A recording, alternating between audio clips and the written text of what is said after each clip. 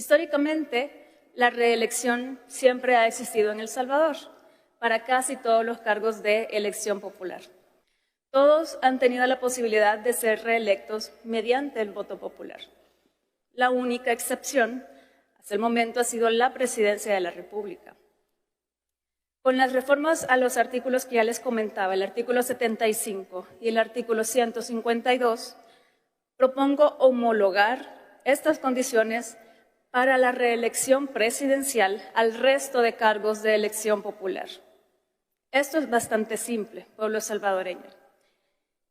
Solamente ustedes van a tener el poder de decidir hasta cuándo desean apoyar el trabajo de cualquier funcionario público, e incluyendo su presidente. Ustedes tienen el poder de decidir hasta cuándo apoyan a su presidente y a todos los funcionarios de cargos de elección popular.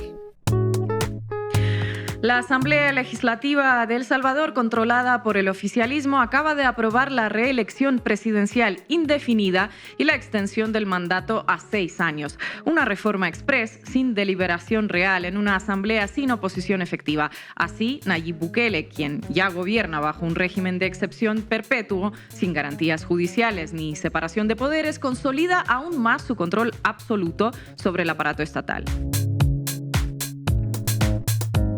Y sin embargo, el escándalo internacional brilla por su ausencia. No hay editoriales inflamados en The New York Times, ni resoluciones del Parlamento Europeo, ni conferencias de prensa de la UEA.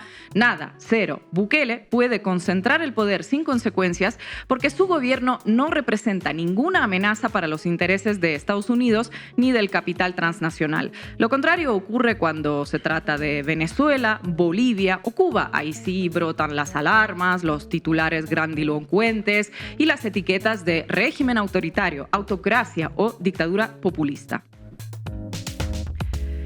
El doble rasero es tan descarado como estructural. No importa lo que hagas, importa a quién desafíes. Si desafías a Washington, eres un dictador. Si le sirves, eres un demócrata exitoso, independientemente de que hagas cárceles mastodónticas y encierres en ellas sin ninguna razón aparente a un buen porcentaje de la población joven de tu propio país.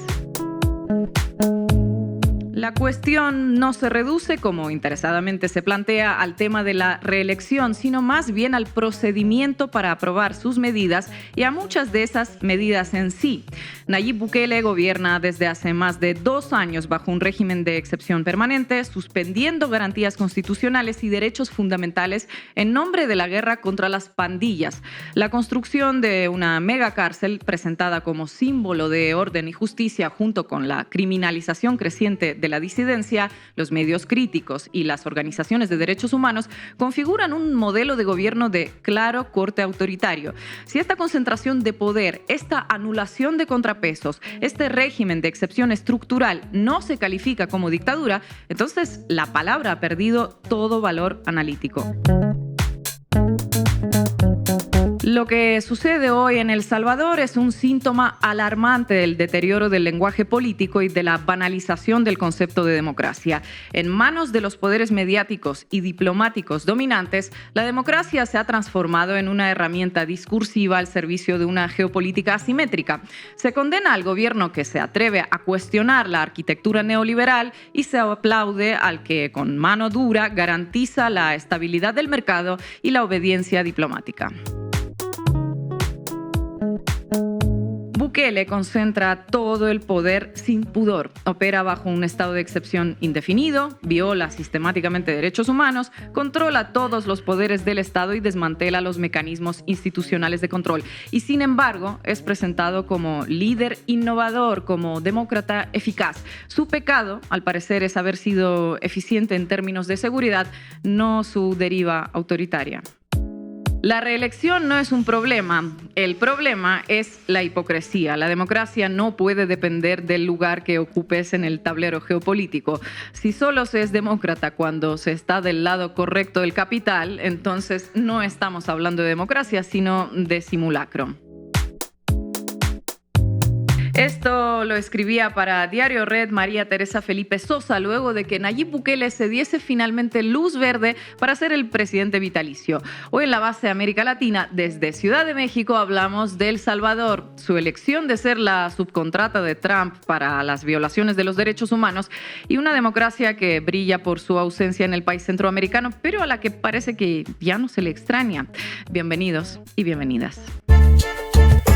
La base América Latina.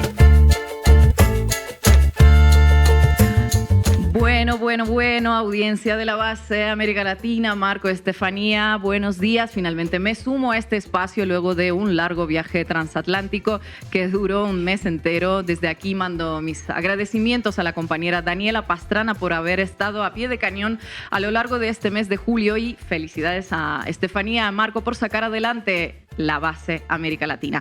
Hoy vamos a contar con Óscar Martínez, periodista del medio salvadoreño El Faro, que se ha visto obligado el medio a reubicar a su equipo periodístico fuera del país por razones evidentes.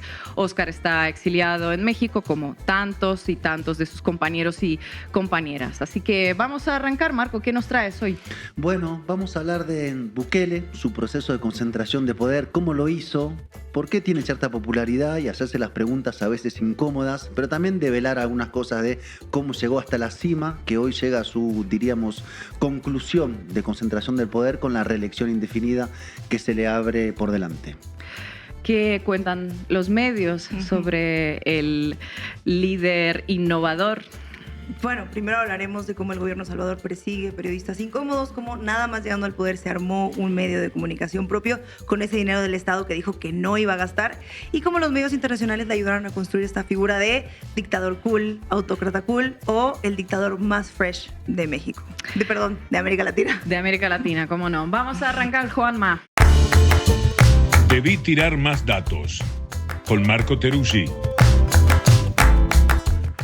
Democracia, institucionalidad, transparencia, derechos humanos, Estado de Derecho suenan bien, son grandes ideales, pero en la realidad solo se usan para mantenernos sometidos. La frase es de Nayib Bukele, presidente de El Salvador, que acaba de hacerse aprobar una reforma express en el Congreso para poder reelegirse sin límites, alargar el tiempo de los mandatos presidenciales de 5 a 6 años y eliminar la segunda vuelta electoral. Democracia, Estado de Derecho, institucionalidad, ya fue como él mismo había anticipado. Hay que reconocerle a Bukele cierta honestidad brutal.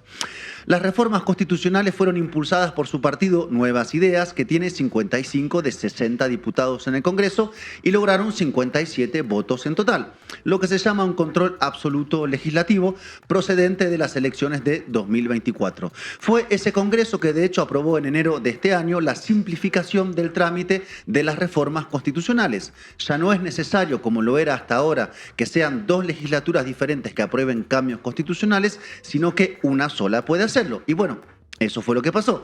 6 horitas de debate y ya está, Carta Magna modificada y a otra cosa, mariposa. La reforma fue presentada como una manera de darle todo el poder al pueblo, como dijo la diputada oficialista Ana Figueroa. Y creo que esto es súper importante, es darle el poder total al pueblo salvadoreño. Es darles a ustedes el poder absoluto de decidir. Históricamente, la reelección siempre ha existido en El Salvador para casi todos los cargos de elección popular, sin prohibiciones, sin condiciones particulares. Por ejemplo, alcaldes se pueden reelegir cuantas veces ellos quieran, los diputados nos podemos reelegir cuantas veces queramos, pero aquí hay una clave bastante importante y es el apoyo de la gente, es decir, la democracia pura. Todos han tenido la posibilidad de ser reelectos mediante el voto popular.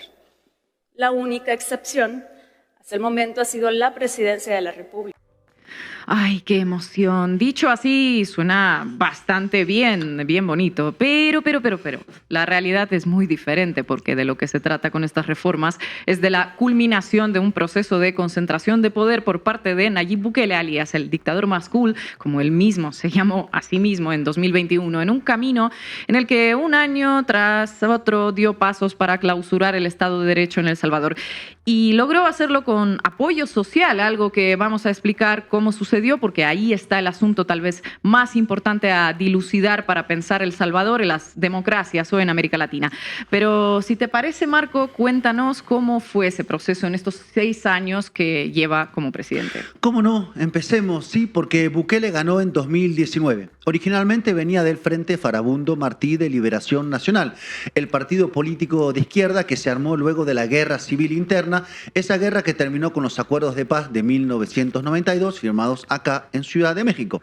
Ya en 2019 Bukele se presentó con su partido Nuevas Ideas y a partir del inicio comenzó a evidenciar que termina siendo lo que es hoy. Seguro, Estefanía, tenés algunas imágenes en el recuerdo de esos primeros añitos. Sí, la más fuerte que recuerdo fue en el 2020 cuando los militares entraron al Congreso con las armas en mano. Incluso había francotiradores en los alrededores. Total normalidad democrática. ¿Quién no manda a los militares a tomar el Congreso cuando no le aprueban una ley? Pero a partir de ahí comenzó un proceso de cada vez mayor concentración de poder y pudo acelerar desde el año siguiente cuando tuvo la mayoría en la Asamblea Nacional, que le permitió destituir a 5 jueces de la Sala Constitucional de la Corte Suprema de Justicia y también al fiscal general. ¿Y saben qué hicieron los nuevos jueces? Bueno, aprobar un cambio que le permitió a Bukele volver a presentarse como presidente, porque hasta ese momento estaba prohibida la reelección consecutiva. Y miren, de hecho, quién lo explicaba y lo defendía. En El Salvador un presidente no se puede reelegir en el siguiente término. Así era aquí, te cuento. Sí, tengo entendido. Pero aquí era la Constitución y ya le meten un marquito, le dicen y pum, pum. Bueno, en El Salvador no puede reelegirse. No puede reelegirse. En Pero El Salvador no puede reelegirse. la Constitución no permite que la misma persona sea presidente 2 veces seguidas. Okay. Puede ser presidente 80 veces si quiere, pero no seguidas.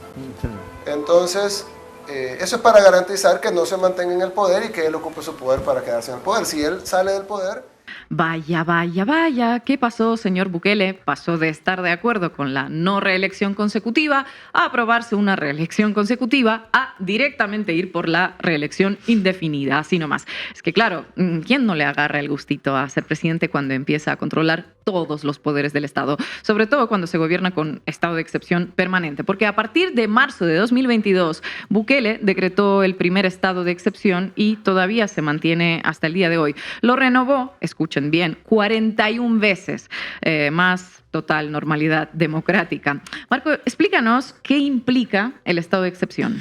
Sí, porque es importante dimensionar lo que significa. Primero, en términos genéricos, el estado de excepción es una medida que le permite al presidente suspender o restringir algunas garantías constitucionales y derechos fundamentales de nosotros, los ciudadanos y las ciudadanas. Y claro, por su propia naturaleza debe ser temporal, por eso es excepcional, de excepción, valga la evidencia en la explicación. Bueno, pues Bukele lo hizo permanente y eso significa que quedaron suspendidos derechos como a la defensa y el debido proceso, o sea que se pueden hacer detenciones sin órdenes judiciales y suspender los plazos de detención administrativa, que es de hecho lo que pasa.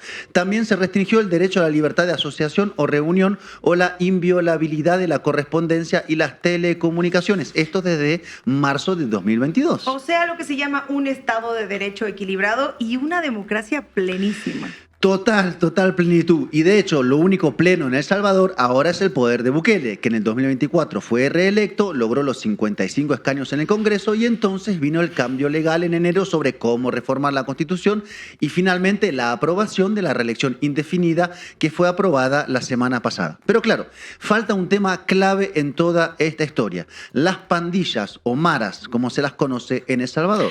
Y seguro que quienes nos escuchan vieron alguna vez una fotografía de mareros con las caras tatuadas, un reportaje en internet o las imágenes difundidas por Bukele donde se los ve torso desnudo en fila india en una cárcel.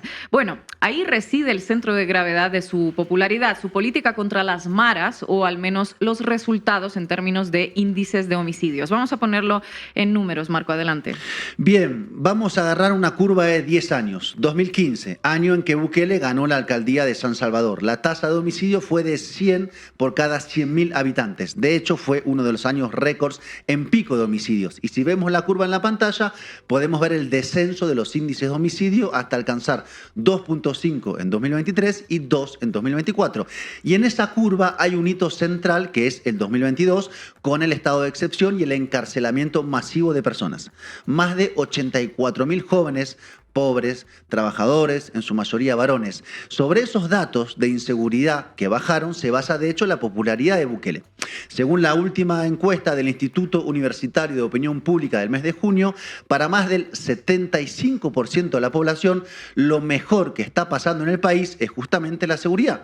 Y acá conviene ponerlo en línea histórica para entender la importancia de lo que representa la seguridad en El Salvador. Porque la historia del país está marcada por un continuo de violencia. La violencia de la guerra interna, que terminó en el 92, y una violencia que cuando tuvo su final dio paso a la violencia de las maras. Entonces, si agarramos de la década de los 80 como punto de inicio, ya que fue la más violenta en términos del enfrentamiento, tenemos 4 décadas de una vida social con muchas armas y mucha muerte, mucho tiempo y mucha violencia. Y eso implica dos cosas. Primero, que era altamente probable que quien resolviera el tema de la inseguridad tendría una fuerte aprobación social. Y segundo, que poca gente defendería la democracia si esta democracia implica votar, tener derechos en papel, pero vivir constantemente bajo el miedo al robo, a las balaceras, la extorsión o no poder cruzar de un barrio a otro o tan siquiera manejar un transporte sin miedo. Claro, y Bukele lo entendió mejor que nadie. E hizo un pacto implícito con la sociedad, o mejor dicho, un chantaje, que es vivir bajo estado de excepción permanente a cambio de poder estar con tranquilidad en las calles. Pero claro, hay un tema que Bukele oculta en esta historia, que seguro, Ina, vos lo conocés muy, pero muy bien.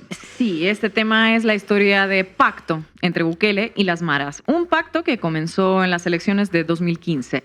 Sí, las que ganó Bukele para ser alcalde de San Salvador, lo que fue su catapulta hacia la presidencia.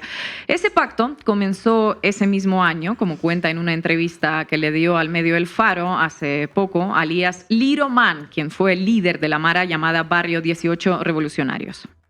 Se nos dio dinero en efectivo, ¿ya me entendés? ¿Qué se hizo? Se prohibió a la gente no ir a votar por Nayib. Se comenzó a secuestrar, poderte decir, gente que iba con camisas de arena. Vaya, mira, ¿para dónde vas? No vas a caminar, dame el DUI. Ya, se le comenzó a retener a la gente eso. Ya. Cuando ustedes le decían a alguien de la colonia que votara por Nayib, tenía que ir. Nosotros manejábamos urnas.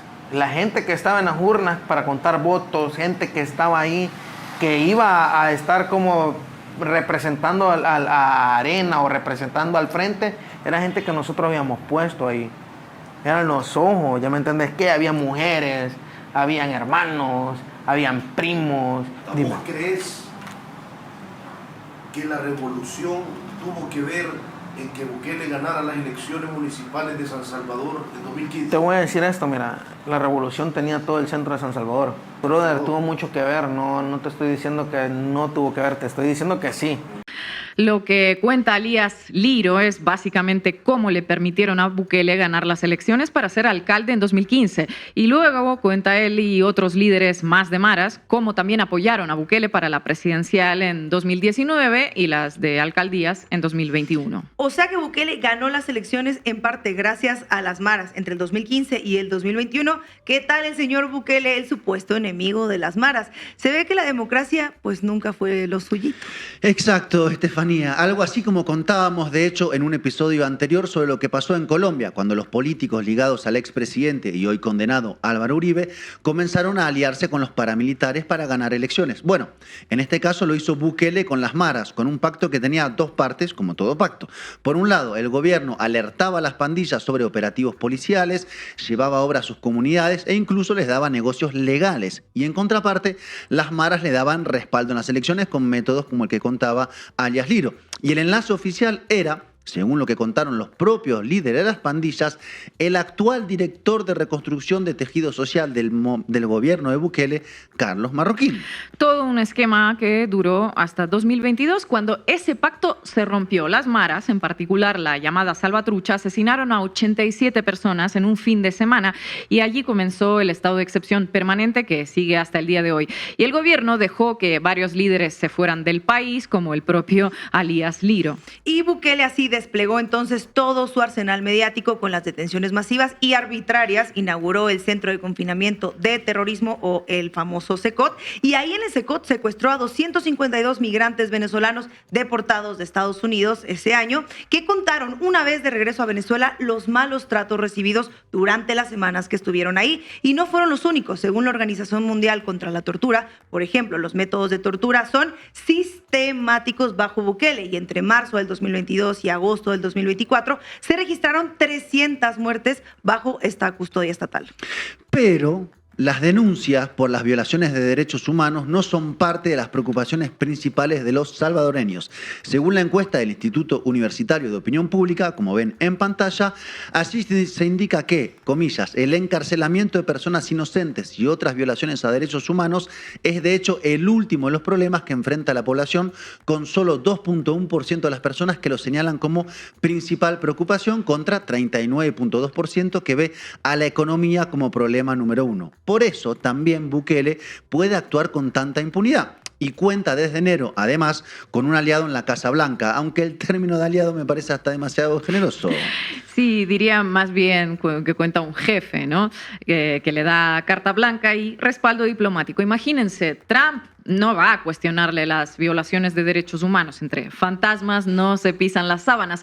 Bukele es aliado de Trump, como lo es del golpista Jair Bolsonaro en Brasil, Uribe en Colombia o Javier Milei en Argentina, siempre y cuando le sirva, porque si algo sabemos es que amigos no hay en estas escalas, mucho menos para un millonario traicionero como Donald Trump.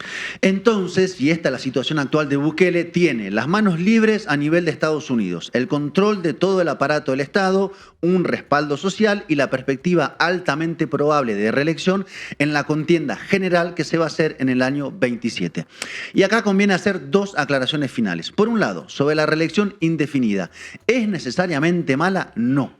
En todo caso, tenemos que problematizarla. ¿O por qué si, por ejemplo, Angela Merkel en Alemania está 4 periodos consecutivos, eso no tiene nada de malo? Pero si un presidente en América Latina lo hace, entonces es automáticamente un problema. Una doble vara evidente. Claro. En el caso de Bukele, el problema central de su reelección indefinida es que ocurre en un marco de cierre democrático, por lo que es el corolario de ese proceso. Y lo otro que decíamos al inicio y tenemos que preguntarnos, ¿por qué una sociedad decide darle el apoyo mayoritario a un presidente así? ¿A qué nivel de desesperación se debe llegar para refrendar una propuesta de esa naturaleza? ¿O qué malos deben haber sido los gobiernos anteriores para que uno así despierte apoyo?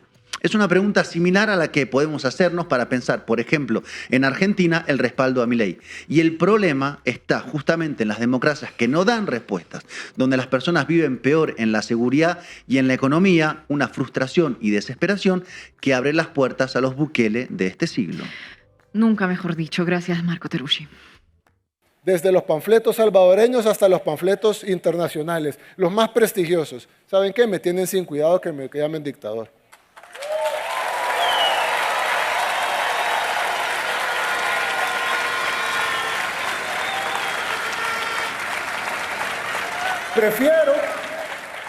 Prefiero que me llamen dictador a ver cómo matan a los salvadoreños en las calles. Que me llamen dictador, pero que los salvadoreños podamos vivir al fin en paz. Estefanía, buenas tardes. Vamos arriba, vos. Cuéntamelo todo y exagera con Estefanía Veloz. El 16 de septiembre del 2022, un medio publicaba una nota con este titular: Bukele buscará reelegirse en el 2024, pese a que la Constitución lo prohíbe en 4 artículos. La nota insinuaba que si había modificado la Constitución para su beneficio, lo podría hacer de nuevo. Y dice textual: la reelección presidencial se suma a la lista de violaciones a la Constitución que la administración de Bukele ha impulsado. Este medio digital se llama El Faro, y es salvadoreño, y ya nos advertía de lo que podría pasar y lo que terminó pasando, la reelección ad infinitum de Bukele. El Faro, este medio, fue fundado en el 98 por Carlos Dada, o sea que sobrevivió a 4 presidentes: Francisco Flores, Elías Antonio Saca, Mauricio Funes y Salvador Sánchez Serén. Hasta que llegó Nayib Bukele, pues después de que el mismo medio que en el 2020 reveló los acuerdos secretos de Bukele con la Mara, como les veníamos contando, el gobierno de El Salvador desató la persecución, el espionaje y los linchamientos de los periodistas en redes. Hoy, desafortunadamente, los periodistas de este medio se encuentran en su mayoría en el exilio. De hecho, hoy platicaremos con uno de ellos en este momento, en este estudio. Esto facilita el control mediático de Bukele, que ha sido su plan desde el principio, cuando empezó a gobernar. Con control mediático, Estefanía, imagino que te refieres a una infraestructura, maquinaria propagandística, porque si algo sabe hacer Bukele es precisamente vender su figura hacia adentro y hacia afuera, ¿no? Sí, vender le sale muy bien y es la palabra clave, porque nada de esto se hace sin dinero, pero vamos a empezar por lo interno, porque desde el 2020 el gobierno de Bukele ha construido un ecosistema que pues implica muchas cosas. Cuéntame más de este ecosistema, Marco. Bien, Estefanía, el ecosistema de Bukele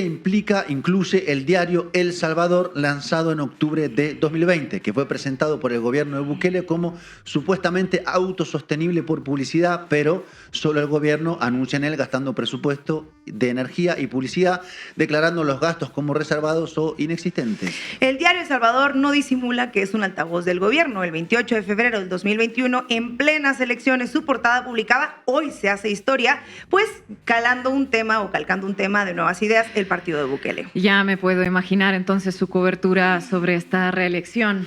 Bueno, no fue mucha cobertura, pero sí se publicó en el diario El Salvador esto: varios países europeos tienen reelección indefinida de gobernantes, como si Bukele fuera un primo lejano de los líderes de Francia o Alemania, para callar a los que lo llaman dictador. Aquí no hay, en esta nota, ningún líder de Latinoamérica, como ven. Claro, y además el titular se olvida de decir que en Francia, por ejemplo, los presidentes solo pueden tener 2 mandatos seguidos desde el 2008, nada de indefinido. Y este titular, la verdad es que es puro maquillaje, porque hace ver al presidente como un demócrata, pero de modelo europeo, no para compararse con Latinoamérica. Mejor Europa, que es más cool como él. O sea que Bukele no es Chávez, ¿no? Es Angela Merkel. ¿Y quién maneja ese diario? ¿Algún periodista destacado, imagino? Más o menos, porque resulta que el diario El Salvador es operado por el Diario Nacional. Marco, tírate unos datos sobre esto. Bueno, es el engranaje perfecto en el universo de Bukele, donde lo estatal se disfraza de startup. Al frente está Clarisa Araujo Wimmers, una abogada que antes andaba en negocios de construcción, pero ahora es la presidenta y representante legal de este diario estatal. Y adivinen que obviamente no está sola, porque también dirige el diario con Juan José Pineda Roa, quien trabajó 5 años en la agencia de publicidad de los hermanos Bukele y ahora se pasea y se presenta él mismo como CEO de este diario. Pasó de trabajar para las empresas de los Bukele a cobrar en el estado de los Bukele. CEO, claro, porque en el mundo de Bukele hasta las empresas públicas tienen CEOs con aires de Silicon Valley. Y el diario El Salvador es un negocio bastante redondo, porque en 3 años, 98 instituciones de gobierno y 4 empresas estatales le han inyectado millones. Entre octubre del 2020 y marzo del 2023, el Estado firmó 1.142 contratos con este diario, y que es la operadora, y casi 2 millones en publicidad y suscripciones, más 5.4 millones en créditos de empresas estatales. Y hablando de empresas, la GEO, la estatal de energía, le prestó 2 millones a Perforadora Santa Bárbara, accionista principal del diario, en 2020. O sea que mientras el Estado dominado por Bukele le mete billetes al diario El Salvador para que cante loas a la administración, los lectores que pagan con sus impuestos pues están felices leyendo que todo va de maravilla. Pero no era que administraría el Estado como empresa, más bien parece que administra sus empresas con el Estado. Eso sí. Y otro ejemplo de control mediático es el programa del noticiero El Salvador del Canal 10, que también es financiado y fundado por el gobierno de Bukele. Vamos a ver cómo informaron sobre la reelección. Mientras tanto, los salvadoreños celebraron la decisión del Congreso Legislativo de aprobar reformas que permiten la reelección presidencial y la extensión del periodo de mandato a 6 años. El cielo de varias ciudades salvadoreñas se iluminó con fuegos artificiales este jueves, donde ciudadanos salieron espontáneamente a celebrar en plazas y barrios, ondeando banderas y compartiendo mensajes de respaldo en redes sociales. Las muestras de júbilo reflejan el amplio respaldo popular del mandatario, cuya continuidad es vista como garantía de estabilidad, seguridad y progreso para el país. Vaya, ¿quién no tiene los fuegos artificiales así en la casa guardaditos, ¿no? Para la ocasión. Celebración, la ciudadanía sale espontáneamente ondeando banderas, muestras de júbilo, etcétera. Según el noticiero, las reacciones positivas y totalmente orgánicas demuestran el respaldo y al mismo tiempo la estabilidad. Pero si uno se informa con este noticiero, pensará que todo es celebración. Y si les queda duda de que todo es positivo, vamos a ver otra parte de esta cobertura. Con la antigua normativa, se privaba a los salvadoreños de optar por tener al mismo presidente por periodos consecutivos. Eso afectaba a la democracia porque, ¿qué sucedía si el pueblo quería al mismo gobernante? Su deseo era suprimido, imponiendo candidatos nuevos cada vez. Además, en El Salvador ya existía. No se confundan, lo que había antes privaba a la ciudadanía de elegir a sus gobernantes y dice textual, como escucharon, su deseo era suprimido, eligiendo candidatos diferentes cada vez. Claro, pero no es así como se supone que funciona más o menos la democracia liberal que tanto presumen. Sí, que presumía Bukele también y que se critica en otros países. Pero Bukele también se sostiene de una red de cuentas de YouTube pro Bukele, que Marco, que es argentino, entenderá bien, y tienen una buena relación con él y con su partido, orgánica o no. Pues uno de estos es Noticias Cuscatlecas, un canal de Nota Roja. Me suena porque es el canal que tiene de foto de perfil un cartón de Bukele que suele concluir los videos con anuncios del gobierno salvadoreño. Vamos a verlo para que no se queden con lo que yo les estoy diciendo. La justicia salvadoreña no descansa. Es por ello que te presentamos a esta mujer que ha sido noticia en El Salvador. Gracias a un trabajo coordinado con la Fiscalía General de la República y la Policía Nacional Civil, se logró la captura de una miembro activo de la estructura criminal de los MS-13, quien, según las investigaciones, la capturada responde al nombre de Tatiana Yamilet Romero Ramírez, alias Cachorra, miembro de la clica Guanacos Criminales Salvatruchos de la estructura MS-13. Alias La Cachorra era la encargada de proporcionar. No se ve muy peligrosa y ya no basta ni siquiera la infraestructura estatal para anunciar los logros, también hay que hacerlo en YouTube. Y otro youtuber famoso es Walter Araujo, y Toda la Verdad, porque así se llama su canal. Él era un ministro que ahora es básicamente el que se dedica a defender con argumentos jurídicos a Bukele. Vamos a ver qué es lo que dice exactamente de la reelección. No hay tal reelección indefinida. El presidente y cualquier otro salvadoreño, en su momento determinado, tiene la facultad de poder ser candidato y, si fue electo, volver a ser candidato. 6 años. Eso no es indefinido, tiene una definición, un mandato de 6 años. Y si el pueblo lo puede reelegir y lo quiere reelegir, lo vuelve a reelegir otros 6 años, 12. Ya no le gustó a los 18, el pueblo lo quita. Así de claro y sencillo. Eso no es indefinido. Tiene una definición de un ciclo electoral presidencial de 6 años. 6 años. Eso se llama la posibilidad de candidaturas continuas.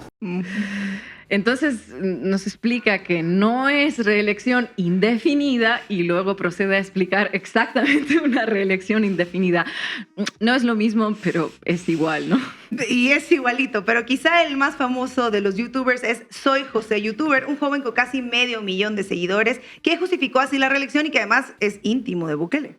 Así las cosas, señores. Mire, esto se veía venir. Yo no sé por qué algunos se hacen los sorprendidos y los escandalizados cuando todos sabíamos que tarde o temprano se iban a hacer estas reformas a la Constitución. Porque hablando claro y pelado, hoy por hoy no hay nadie del calibre de Nayib Bukele para estar en la presidencia y a la cabeza de este barco llamado El Salvador. Le guste a quien le guste o no le guste a quien no le guste, Nayib no tiene competencia. Además, hay muchos temas de país que demandan su continuidad, su temple y el tipo de liderazgo tan firme que solo Nayib Bukele ha demostrado. Como por ejemplo en el tema de seguridad, Bukele representa esa imagen y ese símbolo del por qué mucha gente se siente segura en El Salvador. O sea, que entre los medios pagados con empresas del Estado para hablar bien de Bukele y los youtubers no hubo quien le llamara dictador. Y entonces con este control mediático donde se obliga a exiliarse a periodistas críticos, no sorprende, ¿no?, el alto nivel de aprobación. Así es, Ina. Ahora vamos a ver cómo vendió su figura hacia afuera y como nos contaba Marco y nos adelantaba El Faro en el 2024 con la primera reelección de Bukele, algunos medios internacionales como la revista Time difundían esta portada donde lo vemos como un hombre determinante, enigmático, sentado en una silla presidencial, o sea, reivindicado como un presidente. Ah, esa revista conocida por poner en sus portadas a presidentes que después terminan haciendo exactamente lo contrario que dicen sus portadas, ¿no? Como la que vemos en pantalla de Peña Nieto, que fue exactamente 10 años antes, en el 2014, y nos consta que en efecto no terminó salvando a México, ¿no? Pero recuerdo que esta portada no fue gratis para el pueblo mexicano. Recordás bien, Estefanía, según el informe de programas de campañas y comunicación social de 2013, hubo un reporte de 2 pagos a Warner, la propietaria de Times, uno por 480.000 y otro por 96.000, sumando un total de 576.000. Porque si leemos lo que dice justo abajo el presidente salvadoreño, ahí podemos ver en español que aparece el autoritario más popular del mundo, y con esta cobertura Bukele, pues, ¿por qué no modificaría más veces la Constitución si no hubo consecuencias? Claro, autoritario. No dictador, autoritario pero popular. Porque claro, un autoritario tiene mano dura y eso está bien, ¿para qué perjudicarlo, ¿no?, al llamarlo dictador? Y para que no digan que yo soy mal pensada, en ese mismo momento también salió Bukele en la portada de Forbes con el titular de Bukele al mundo. Así le fueron construyendo afuera la imagen del dictador cool o el autoritario cool. Otra nota de NPR, un medio estadounidense, decía: el dictador más genial del mundo se dirige a la Casa Blanca. Y el uso de comillas en dictador ya es que ni ellos se lo toman en serio y se enfocan en su visita diplomática, normalizando su legitimidad como presidente. CNN, en El Salvador, el autoproclamado dictador más cool del mundo, Nayib Bukele, se dirige a la reelección en medio de preocupaciones por los derechos humanos. Ya se está lavando la cara CNN con estas preocupaciones a derechos humanos, pero a ver, es que no son preocupaciones. Además, indica que Bukele se dirige a la reelección, pues esto implica un proceso en marcha, pero no aclara el contexto legal o político, como la controvertida reinterpretación de la Constitución, y peor aún, no deja de llamarle como él mismo decidió, su apodo cool.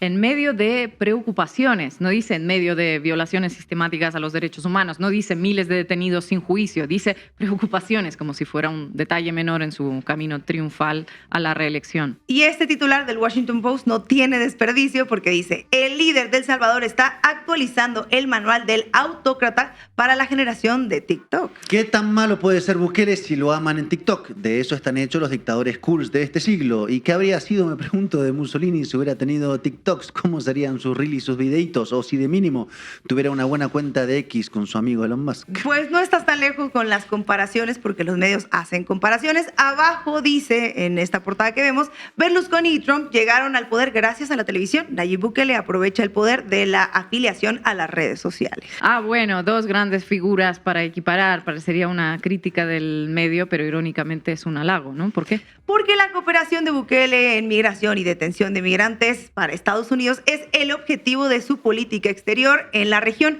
No van a dejar que Bukele sea conocido como un dictador, porque Estados Unidos pues no haría negocios con un dictador. Y de esta fabricación mediática del dictador cool, donde los medios internacionales no son observadores neutrales, sino participantes activos en la legitimación, también participa el famoso youtuber Luisito Comunica, un crítico de Cuba y un alabador de, como no, Bukele. Más jóvenes del mundo. Y no solo más jóvenes, como ya lo habíamos dicho en otros podcasts, posiblemente el presidente más fresco de todos. No conocemos a todos, pero si me dijeran ahorita quién es el más fresco, diría la persona que tenemos invitada el día de hoy. Hoy tenemos en Cortinas a Nayib Bukele, presidente de El Salvador. Muy, muy fresh Bukele, pero la fabricación del dictador cool no sería posible sin un ecosistema de entrevistadores complacientes que le ofrecen plataformas sin cuestionamientos, lo que sin duda representa una nueva forma de legitimación donde influencers y comentaristas de derecha compiten por acceso al autócrata millennial. Me suena algo que ya vi en Argentina con un tal Javier Milei. Mientras Bukele se diseña un estado a modo, fabrica sus propios medios con dinero público, persigue a medios incómodos incómodos como El Faro para aumentar su aprobación, y hacia afuera disfruta de una cobertura que lo presenta como un fenómeno político fascinante ante la amenaza de la democracia, pues este doble estándar no solo distorsiona la realidad, sino que provee un manual para futuros autoritarios cool. Mantén la estética correcta, alíñate con los intereses correctos y podrás gobernar cuanto quieras, mientras los medios internacionales escriben perfiles admirando a tu innovación política. El verdadero peligro es que los medios ayudan a normalizar, romantizar y vender ese modelo como el futuro inevitable o futuro deseable de la política latinoamericana. Gracias, Estefanía.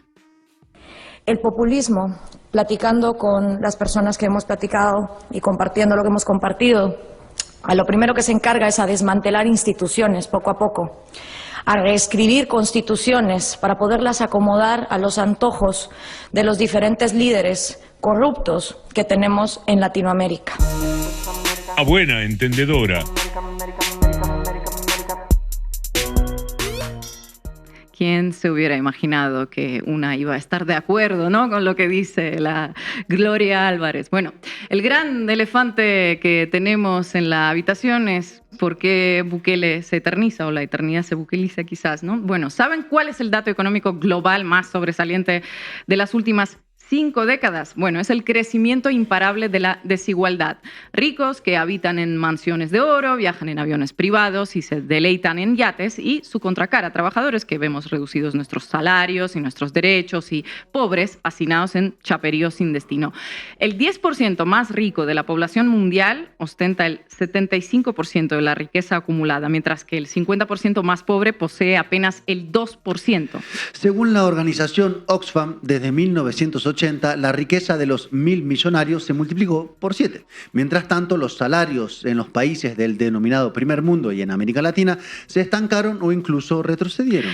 El hecho de que la democracia sea cuestionada y que los regímenes autoritarios se multipliquen se explica cuando miramos la realidad desde esta perspectiva. Pero en el discurso mediático dominante, el declive de la democracia no es producto de esta obscena concentración de la riqueza. Al contrario, la explicación parece ser que los pobres y los trabajadores llevamos genéticamente inoculado el virus del populismo o las ganas de votar mal, como diría nuestro añorado Mario Vargas Llosa. Si viera lo bien que se vota ahora en algunos países como Estados Unidos o Argentina, estaría recontento. El populismo ama tanto a los pobres que los multiplica. Ese populismo del que habla está en la habitación ahora. Claro, a los pobres los multiplica el populismo, no las políticas destinadas a fomentar la desigualdad. Vaya, qué interesante, diría el Chicharito.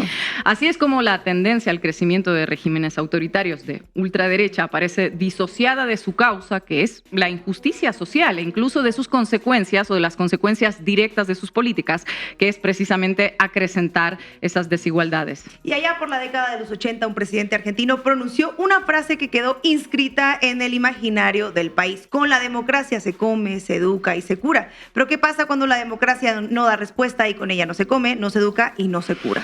Las respuestas que la democracia no aporta, tarde o temprano, se buscan por otro lado. Para ir al fondo de la cuestión tenemos que deconstruir un producto propagandístico de la Guerra Fría: la identificación de capitalismo con democracia. La democracia supone la igualación mediante el voto del poder político que cada uno de nosotros tenemos. Una persona, un voto. El capitalismo desarrolla una tendencia contraria: la concentración de la riqueza en muy poquitas manos. Claro, porque votamos una vez cada 2 años, mientras los 1.000 millonarios votan todos los días a través de los mercados financieros.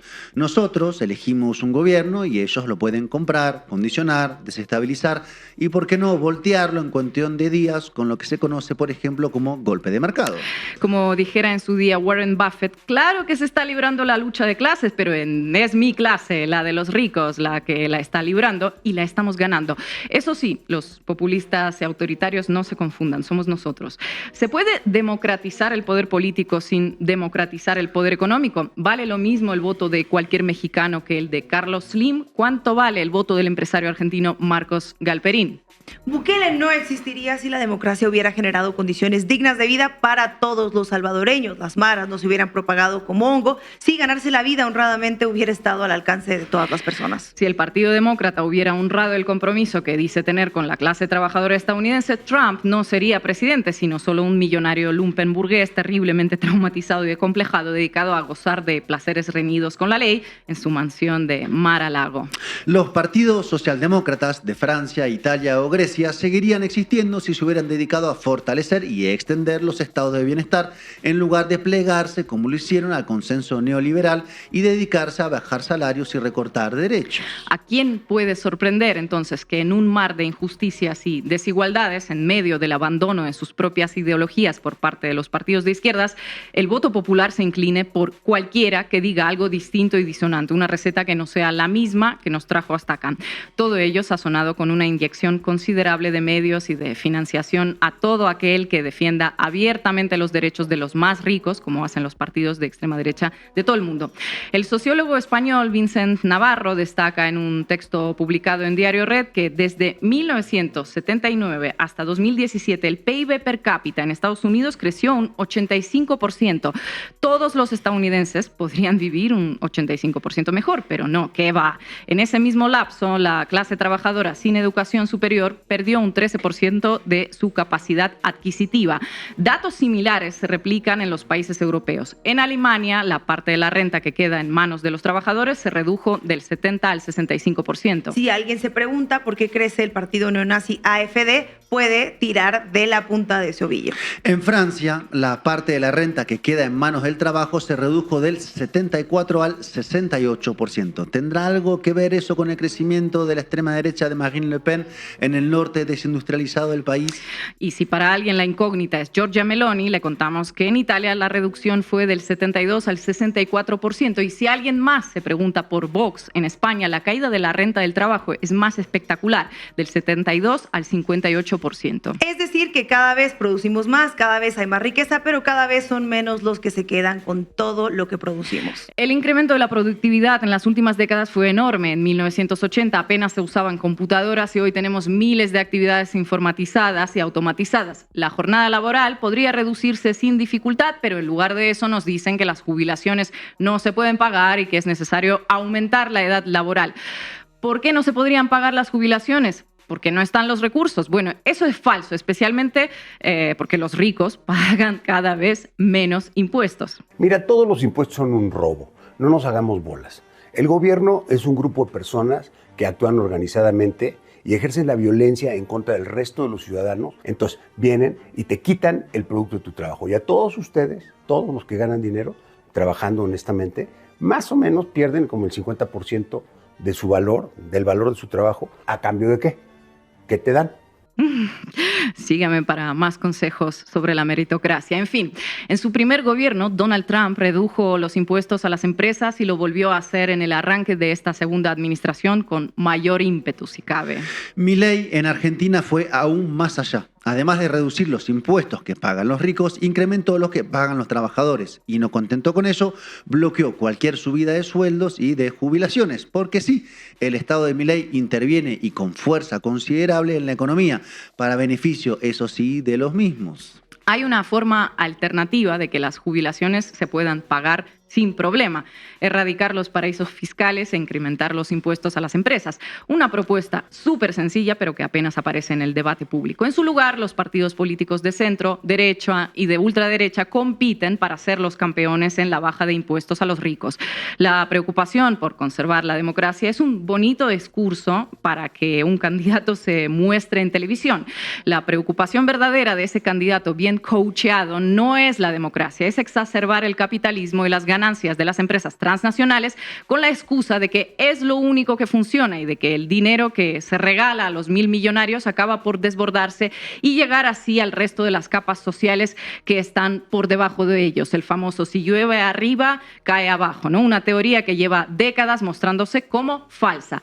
Luego, bueno, el candidato pondrá cara de preocupado cuando el Bukele de turno modifique la Constitución para perpetuarse en el poder.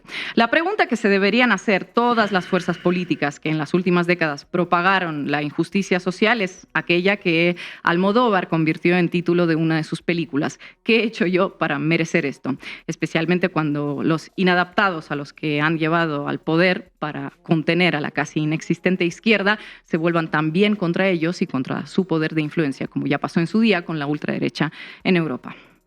Artículo 88. La alternabilidad en el ejercicio de la presidencia de la República es indispensable para el mantenimiento de la forma de gobierno y sistema político establecido. La violación de esta norma obliga a la insurrección pública, que si alguien intenta cambiarlos, yo dudo que alguien lo intente.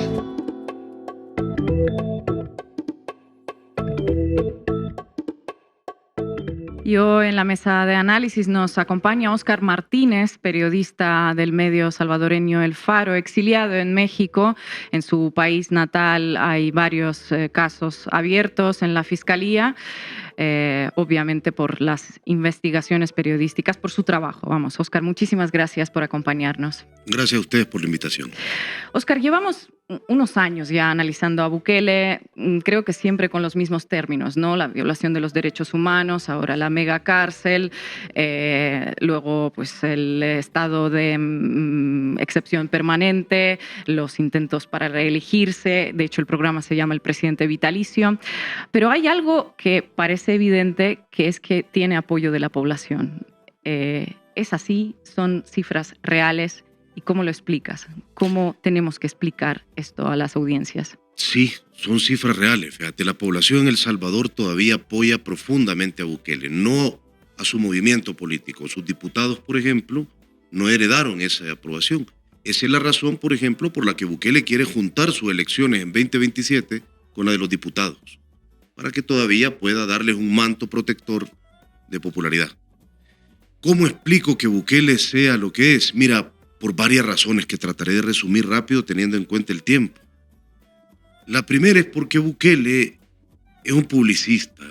Bukele hacía las campañas publicitarias de la izquierda durante una década. Es decir, la familia la empresa de su familia, que era una empresa publicitaria, tenía los contratos de todas las campañas publicitarias del FMLN, del exguerrilla en El Salvador durante muchos años. En segundo lugar, porque Bukele sabe hacer publicidad, sabe venderse. Si se quiere vender como un outsider, lo hace. Así se vendió, a pesar de que Bukele fue alcalde con la izquierda salvadoreña durante 2 periodos en 2 alcaldías diferentes, incluyendo la alcaldía de la capital. Es decir, Bukele tiene una gran habilidad para venderse, pero en segundo lugar porque el ciclo de la posguerra salvadoreño se había completado de alguna manera. La derecha gobernó desde 1994 hasta 2009. Nos dejó siendo el país más homicida del mundo, con 71 homicidios por cada 100.000 habitantes. En 2009 al fin llega a la izquierda, con un candidato que sí era un poco outsider, un experiodista, Mauricio Funes, que se robó todo lo que pudo, como también la derecha ya lo había hecho. Y después llegó el excomandante Salvador Sánchez Serén, que ahora está refugiado o escondido en la dictadura de Daniel Ortega. Y Sánchez Serén hizo un gobierno que nos entregó uno de los años más violentos de la posguerra, el año más violento de la posguerra, 2015. 106 homicidios por cada 100.000 habitantes. Esa era una tasa anual que no tuvimos ni durante la Guerra Civil de El Salvador. Bukele supo que la población, al haber entendido que un ciclo político se agotaba, estaba desesperada. Y Bukele es un hombre que sabe cómo trabajar con la gente desesperada. Ese es uno de los argumentos. Bukele se cuela vendiendo soluciones mágicas, vendiéndose como el Salvador del Salvador y con un argumento que fue construyendo poco a poco. Denme todo el poder y yo les voy a resolver sus problemas. La cuestión es que al tener todo el poder, con una represión brutal, 1 de cada 57 salvadoreños está preso. Pero Bukele logró una cosa, logró desmantelar a las pandillas. Y quienes vimos durante 10 años, cubrimos durante más de 10 años en El Faro eso, lo que las pandillas le hacían a la sociedad civil, logramos entender que ese combustible en una sociedad injusta y desigual como la salvadoreña sea un combustible que le dure. Y voy a poner un ejemplo rápido de por qué. En El Salvador nadie defendió cuando Bukele se tomó la sala de lo constitucional de la Corte Suprema de Justicia porque nadie sabe qué es eso. Porque nadie nunca lo vio en sus colonias, afuera de sus casas. Porque la señora que vendía tomate nunca vio a un magistrado diciéndole que ella tenía el derecho de interponer un habeas corpus. Pero al pandillero sí lo veían. Y sabían su nombre. Y sabían cómo mataba y a quién mataba y en qué casa de la colonia lo hacía. Es decir, Bukele, que es un dictador, Bukele, que es un hombre que no va a sostener ni va a aceptar crítica, es eso, es alguien que logró algo que todavía le sirve de moneda de cambio. Sigo con la cuestión de las pandillas, las maras y los acuerdos o pactos que ustedes estuvieron contando, investigando, dando a conocer.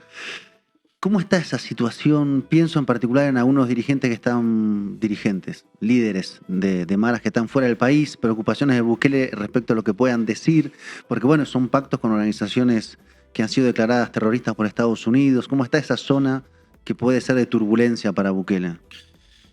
Mira, Bukele nace políticamente en el año 2012. Ahí entra una pequeña alcaldía sin importancia en El Salvador, Nuevo Cuscatlán, que es donde él vive. De hecho, vive en una residencial que se llama Los Sueños, que es de clase altísima, muy pudiente, de millonario. En el año que Bukele entra como alcalde del FMLN, el FMLN hace su primer pacto con las pandillas. En el 2012. Nosotros lo descubrimos en El Faro y nosotros lo publicamos. Y ese pacto finalmente lo terminaron haciendo público. Es decir, el FMLN como gobierno lo reconoce y dice, hemos pactado con las pandillas para reducir homicidios. Lo reconocen en ciertos estatus. El presidente nunca lo quiso hacer. Lo que quiero decir es que Bukele se crió en un partido entendiendo que la única forma de solucionar el problema de las pandillas era llegar a acuerdo con esas organizaciones criminales. Pero se agarró de la peor parte, porque después de que como gobierno el FMLN hiciera un pacto que fuera meridianamente público, bueno, llegó José Miguel Insulza, que en aquel momento, el de la OEA, a bautizar el pacto, pues. La Iglesia Católica lo reconoció. Es decir, fue un pacto público, pero cuando ese pacto se destruyó, lo que vino es un pacto de partidos políticos. Tanto la derecha como la izquierda de El Salvador pactan subrepticiamente con las pandillas para conseguir votos. Esa es la copla con la que Bukele se quedó. No la primera, la de decir, bueno, puedo hacer una estrategia y quizás hacerla pública. Y quizás contar algunos detalles. Bukele se queda con la parte de la negociación secreta y él llega a la alcaldía de San Salvador en 2015 con el FMLN gracias a los votos que las pandillas le ayudaron a conseguir. Bukele ganó con poco más de 6,000 votos. Yo estoy convencido de que esos poco más de 6,000 votos para llegar a la alcaldía de San Salvador te los podían dar las pandillas. La alcaldía de San Salvador es el primer paso nacional en la construcción política de Nayib Bukele para llegar a ser alguien. Un alcalde de Nuevo Cuscatlán no es nadie. El alcalde de la capital es alguien, y es alguien importante, y es alguien presidenciable. Entonces Bukele continuó con esos pactos, permitió masacres en El Salvador, hubo varias masacres durante su gobierno que él no denunció. Cuando los pandilleros sentían que el pacto no caminaba como ellos querían, ocupaban aquello que habían entendido que era un activo político, cadáveres en las calles. Y lo hicieron con Bukele. Mataron a un montón de gente en 2020, a otro montón en 2021 y en 2022, cuando asesinan a 86 salvadoreños en marzo de ese año, incluyendo el sábado 26 de marzo, que con 62 homicidios es el día más violento de toda la posguerra salvadoreña. Ya Bukele no tuvo más que hacer. Y entonces, de un momento a otro, porque Bukele es como en algún momento le dijo Octavio Paz a Carlos Monsiváis, Bukele es un hombre que más que ideas tiene ocurrencias. Y entonces de repente dijo, se me ocurre un régimen de excepción. Y con el régimen de excepción y con el conocimiento que tenía de sus socios políticos, los pandilleros, los logró desmantelar. ¿A qué costo? Al costo de que haya vuelto la tortura sistemática a las cárceles, de que ya no exista debido proceso. Los jueces están enviando a quien sea a las cárceles. Los fiscales están juzgando sin pruebas. Todos los juicios son secretos. Hay decenas de miles de personas que no tienen ni un tatuaje. Bukele solo quiere mostrarle al mundo una de sus cárceles. Hay 22 en El Salvador. Y quiere que estos youtubers alegres y peregrinos se paseen por una. Como metió, por ejemplo, a Luisito Comunica a hacer el ridículo a una de sus cárceles. Pero hay 22 cárceles y en esas cárceles hay torturas, hay bebés a los que tienen que lavar con lejía para que no se les pegue la sarna carcelaria. No sé, así es la situación en El Salvador, es decir, Bukele es un muy buen publicista. ¿Sabes qué logra Bukele a cada rato? Bukele logra que uno vea donde él quiere. Tenés a todo el mundo hablando del SECOT. El Salvador tiene 22 cárceles. El SECOT es un casting de pandilleros que ya estaban presos. Son pandilleros, sí. Muchos de ellos asesinos, sin duda alguna. Pero los han seleccionado para ponerlos en esas celdas y que el mundo los vea. Y el mundo vea donde él quiere. Es sorprendente cómo lo logra. Estefanía. Yo te preguntaría, ¿cuándo y por qué decide Bukele empezar a perseguir a tus compañeros del Faro, a ti, que tienen esta situación de exilio? ¿Y por qué decide hacerlo justo en ese momento?